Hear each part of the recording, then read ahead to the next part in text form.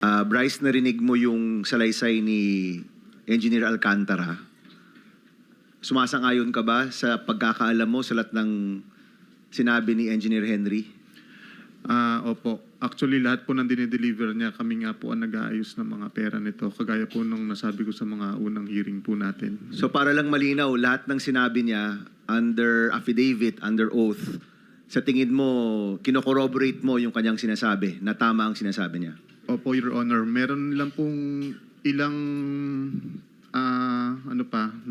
ilang tao na hindi niya nabanggit, pero hindi ko po masabi yun kasi po kasuhan din po ako ng libel. Yung mga taong hindi niya binabanggit ay mga taong nakilala mo o alam mong siya lang nakakilala? Si boss po. At saka po, meron po akong knowledge regarding sa pagbababa po niya ng pondo and projects po sa office. Baka po nakalimutan lang ni boss kung banggitin. Sige. Mr. Chairman, I hope we can also put together the testimonies of Mr. Hernandez and Mr. Alcantara na nagmamatch yung kanilang mga kwento. Eventually, we'll do that and submit everything to the ICI. No? So kulang, pero tama ang nasabi niya, pero kulang. Yan ang sinasabi mo. Yes po, Your Honor. Alright, maraming salamat. Maraming salamat po.